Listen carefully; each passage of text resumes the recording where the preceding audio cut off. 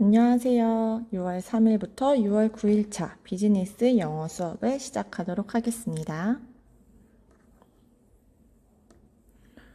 오늘은 무역관리의 기본 법규에 대해서 공부를 하도록 할 거예요.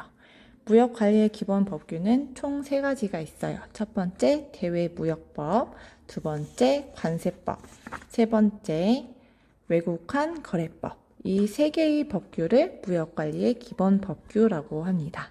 그러면 첫 번째, 대외무역법부터 공부하도록 할게요. 자, 대외무역법은 무역관리의 기본법이에요. 그래서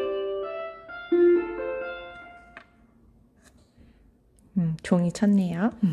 무역관리의 가장 기본법으로서 수출입 거래를 할 때 가장 기본의 틀이 되는 법규다라고 인식을 하시면 돼요.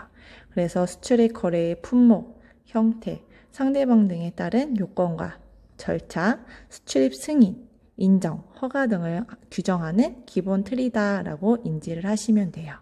그래서 항상 수출입을 할 때는 내가 이 제품을 수출을 할 수 있는가, 반대로 수입을 할 수 있는가, 이런 제약을 이제 기준이 되는 법규다라고 인식을 하시면 돼요.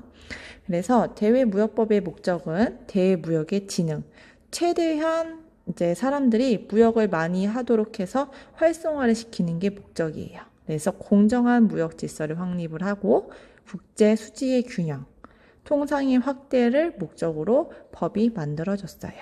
그래서 이 무역업 고유 번호제도 같은 경우는요, 내가 무역을 하고 싶으면은 예전에는 이제 무역을 할 수 있는 사람을 국가에서 지정을 해줬어요. 그렇다 보니까 무역을 할 수 있는 사람이 굉장히 제한적이겠죠. 그래서 이제 무역이 활성화를 시키기 위해서는 이제 누구나 이제 자격이나 이런 것이 따로 자격을 두지 않고 누구나 자유롭게 무역을 할 수 있도록 지금은 법이 바뀌었어요. 그래서 특별한 제한 없이 이제 합법한 절차를 하는 사람에 한해서 누구든지 무역을 할 수 있도록 바뀌면서 무역이 더욱더 활성화가 될 수 있었습니다. 자, 그럼 무역의 대상 볼게요. 물품은 상품을 이야기를 하는 거죠. 그래서 컴퓨터나 혈액 같은 경우는 어디서 많이 수출입을 할까요? 그쵸, 병원, 의료기관에서 혈액을 이제 수출입을 하게 되고요. 그래서 골동품 등의 유체물을 이야기를 하고요. 그 다음에 용역은 경영, 상담, 회계, 세무, 법무, 디자인, 컴퓨터 시스템, 문화산업, 관광 등 그 다음에 저작권 이런 등등이 나오고 있는데 이거는 사람의 행위로서 부가가치를 창출하는 것을 이야기를 하고요. 요즘은 이 전자적 형태의 무체물이 굉장히 많이 증가를 하고 있어요. 처음에는 이제 전자적 형태가 많지 않았기 때문에 사람의 행위로서 만들어지는 거라 용역에 집어넣었었지만 지금은 점점 이 전자적 형태의 무체물이 커지면서 따로 범주를 보고 있어요. 그래서 소프트웨어, 문자, 음성, 부호, 영상 등을 디지털식의 전자 형태로 처리한 것. 그래서 여러분들 유튜브나 넷플릭스 같은 거 많이 시청을 하시죠? 그 영상물들이 전자적 형태의 무체물에 해당이 돼요. 다음 관세법을 볼게요. 관세법 같은 경우는 관세의 부과, 징수를 목적으로 이제 만들어진 법망이에요. 그래서 수출입 물품의 통관을 적정하게 하고 관세 수입을 확보함으로써 국민 경제의 발전에 이바지함을 목적으로 한다라고 관세법이 만들어졌고요. 이 관세법 같은 경우는 말 그대로 세금과 관련된 법규다라고 봐주시면 돼요. 그래서 적정 과세의 부과 및 징수, 얼마의 세금을 내야 할 것인가, 그다음 수출입 물품의 통관의 적정화, 관세 수입의 확보. 이 세금을 걷는다는 거는 이제 정부의 입장에서 엄청난 수입을 마련을 할 수 있는 방법이 되겠죠. 그래서 대부분은 수출품에 대해서는 관세를 많이 받지는 않고요. 대부분의 나라들이 수입품에 한해서 이 세금을 확보를 하고 있습니다. 관세의 성격을 보면 관세 징수의 주체는 국가, 정부에서 내는 조세적 성격의 세금이에요. 그래서 관세는 재정 수입을 목적으로 하고요. 관세는 법률 또는 조약에 의해 부과, 징수가 되는 거예요. 마음대로 이제 세관에서 얼마네라고 임시적으로 정하는 게 아니라 법률에 의거해서 징수를 해야 되고요. 그다음 관세는 반대급부 없이 강제적으로 징수된다. 반대급부가 없다는 거는 내가 돈을 주면 상품을 주는 이런 걸 대가성으로 주는 거죠. 이런 걸 이제 급부라고 하는데 이 관세 같은 경우는 내가 특별한 대가를 받지 못해요. 단지 일방적으로 정부에 의해서 강제적으로 징수가 되는 거예요. 그 다음 소급 과세 금지 같은 경우는 뭐냐면 이 소급 과세라는 거는 관세법은 법이기 때문에 수시로 개정이 되겠죠. 그래서 예를 들어서 2019년에 법이 개정이 됐어요. 그러면은 2019년 이전에 무역을 한 사람 같은 경우는 2019년 법이 개정되기 이전에 법망에 의해서 관세를 내야 되겠죠. 그 다음에 2019년에 법이 개정되었으면은 2019년에 제품을 수입하는 경우에는 2019년 이후에 관세법에 의거해서 세금을 내야 되겠죠. 그래서 이 법망이 언제 만들어졌느냐의 기준으로 해서 법이 직접 적용이 된다는 거예요. 다음 관세의 분류 부분 보도록 할게요. 관세는 먼저 수출세는 말 그대로 수출품에 부과되는 관세고요. 수입세는 수입품에 부과되는 관세. 그래서 대부분의 관세는 수입세가 가장 일반적이라고 보시면 돼요.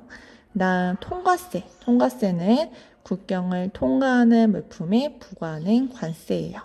예전에 우리 통과무역했던 거 기억나시죠? 통과무역 같은 경우는 이제 선생님 그때 휴게소를 예를 들었었죠? 서울에서 부산까지 한 번에 가면 좋겠지만 이제 기름을 넣어야 된다든지 수리를 해야 되는 경우 또는 배에서 기차로 다른 걸 갈아탄다든지 할 때 한 나라를 경유를 하게 되잖아요. 그럼 그 나라에 경유를 할 때는 통과세라는 세금을 내야 돼요. 그 다음 과세 목적은 재정관세, 국가의 재정, 세금을 확보하기 위한 목적이고요. 그 다음 보호. 보호 같은 경우는 이제 유치산업을 보호를 하는 거예요. 우리나라 농산물이나 축산물 같은 경우가 대표적인 유치산업이라고 했죠. 이런 유치산업 같은 경우는 상대적으로 경쟁력이 약하기 때문에 힘들게 생산하지만 가격대는 높아요. 그런데 중국의 농산물이 수입이 되면 당연히 우리나라의 농산물들이 다 경제적으로 큰 타격을 입을 수밖에 없겠죠. 그래서 수입 물품에 한해서 이제 우리나라의 유치 산업을 보호하기 위해 세금을 내게 하는 거예요. 그럼 상대적으로 수입 물품의 가격이 올라감으로써 국내의 유치 산업 물품을 보호할 수 있는 역할을 하겠죠. 그다음 과세 방법 기준은 종가세, 종가. 여기서 가는 가격을 말하는 거겠죠. 그래서 가격을 과세 표준으로 하는 거고, 그 다음 종량세 같은 경우는 양적으로 이제 수량에 비례해서 세금을 내는 거예요. 그 다음 혼합세는 종가세랑 종량세를 합친 단어인데요. 그러면 종가세랑 종량세 이 두 개를 한번 구분을 해볼게요. 얼마 전에 이제 작년에 대표적으로 이런 종가세, 종량세랑 이슈가 됐던 일이 있었어요. 뭐냐면은, 이제 주류가, 원래는 주류 같은 경우는 종가세를 적용을 해요. 종가세를. 근데 작년에 종가세에서 종량세로 법이 개정이 되었어요. 그래서 여기에서의 술은 맥주랑 탁주가 해당이 되는데요. 이게 왜 큰 이슈가 되었느냐면 종가세라는 거는 가격에 비례해서 이제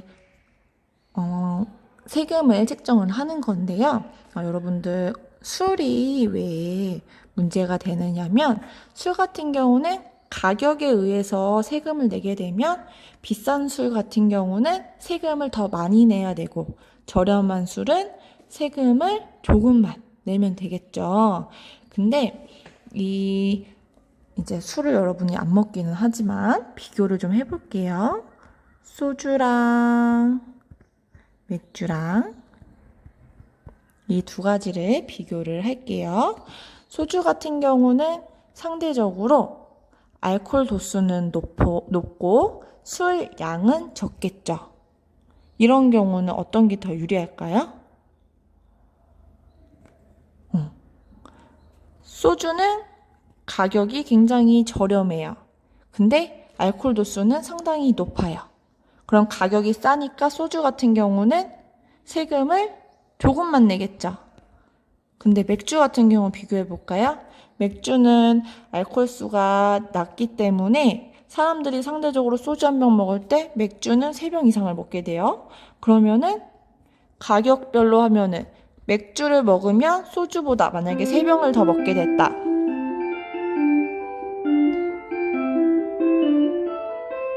그러면 맥주를 세금을 3배 더 많이 내야 되겠죠. 그러면 맥주 산업에 종사하는 사람들은 상대적으로 세금을 더 많이 부과를 해야 되고 맥주를 먹는 사람 역시도 더 많은 세금 때문에 비싼 가격으로 맥주를 먹겠죠. 그래서 이거는 공평하지 않다라고 본 거예요. 그래서 이제 세금을 이걸 어떻게 책정을 했느냐? 소주나 상대적으로 도수가 높은 위스키나 이런 도수 높은 술은 계속 지속적으로 종가세를 유지를 했고요. 그다음에 작년에 맥주랑 탁주, 여기서 탁주라는 거는 막걸리 같은 전통주를 생각하시면 돼요. 이런 거는 종량세로 변경했어요. 그러면 어때요? 맥주 같은 경우는 양에 따라서 세금을 내니까 세금을 훨씬 더 저렴하게 내겠죠. 그래서 이제 편의점이나 이런 데 가면은 수입 맥주가 굉장히 많아지고 선택의 폭이 다양해진 이유가 종가세에서 종량세로 관세가 변경이 되었기 때문에 그래요. 그래서 실제로 세금 부담이 절반으로 줄었대요. 그 덕분에 우리나라의 이제 음주 문화가 조금 더 발전을 하게 된 거죠. 그러면서 이런 종가세와 종량세에 대한 이슈가 작년에 상당히 컸었어요. 그 다음 한번 볼게요.